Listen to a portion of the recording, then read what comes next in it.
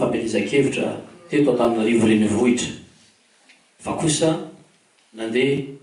eran'ny renivohim-paritany aneran'ny Madagasikara satria nisy ireo candidat any Mapara be ny tanàna izay totoanany ary misy ihany koa ireo candidat teo anivo ny Alliance républicaine de Madagascar izay niara-dia amin'ny Mapara. Ny antony moa dia efa nisy fotoana izay nanazavana anazy fa ilaina ihany ny manimana mafy sy mamerina mba ampitombona tsara amin'ny resaka. Sahifintsika tsara fa ranorara sy nitsiny dia ny filotamorona ny Mapara Andro Rajoelina no nikasainy Mapara ho atao candidat be ny tanàna teto Antananarivo renivohitra. Kanefa noho ny fanaovana antso-jay mijakitsahana lamina velona teo ny fangatahana mikasika ny sary tamin'ny fiainan'Antananarivo renivohitra ary noho ny fatahorana izay forotsahan'ny filopan'ny Mapara ho be ny tanàna Antananarivo izay ara dia sanjo fitondram-panjakana izao ny nanitsaikitsaka ny lalàna ary ny namoahana ireo karazana didim-panjakana mikasika ny hoe aza asiana anarana, aza asiana sary dia efa tsika samy mahafantatra fa natao ireny zavatra ireny tsy ho andrakoto na andrabe fa natao indrindrandrindra ho an'ilay filoha izay manomana ny Mapara satria mahaleningena ny sasany loatra ny fahitana ny sariny ny fanoratany anarany amin'ireny bulletin tokana ireny. Noho izany toe-javatra izany ary efa nitaky ny Mapara hoe aoka mba ho kilalao madio no ataontsika satria firenena no jerena. Rehefa tsy natao za zavatra izany dia fanapahan-kevitra izay niarahana teo anivo ny Alliance républicaine de Madagascar izay niara-tian'ny Mapara ny hoe eny ary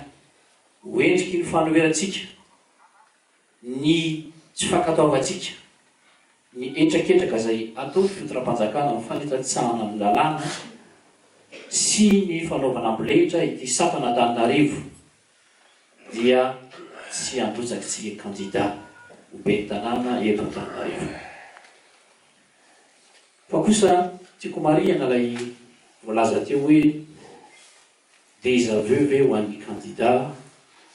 izay natao tsy ny freedom. Io dia teny aho matoa tonga teny amin'ny collision teny Antsonjombe ny filopan'ny Mapara Andro Rajoelina ary miaraka tamin'ireo député Madagasikara voafidy teto Antananarivo nanotrona teny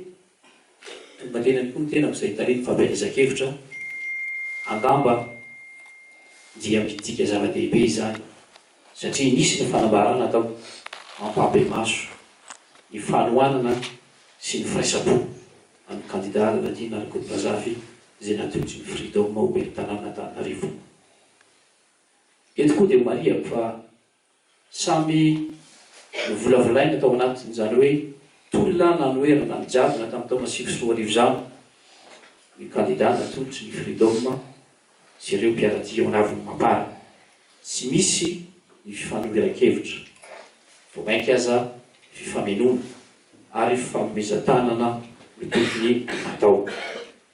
Ary dia izahay dia sa miteny fa nanana ny famendrehana tokoa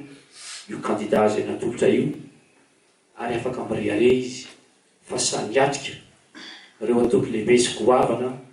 efa 10 taona ny nisy teto Antananarivo ary izay dia mahita fa mendrika tokoa izy amin'ny ady ataony eo amin'ny fanoherana ny jadona sy fanoherana ny tsirany izay ataon'ny fitondrana HVM izay misy ankehitriny. Ka mazava angambany izay mikasika izay fanontaniana izay tsy nanao fampelezan-kevitra teto Antananarivo renivohitra Mapara fa kosa nanohina ireo candidat natolotry Mapara isaky ny renivohim-paritany enina manerana ny nosy. Solodoko.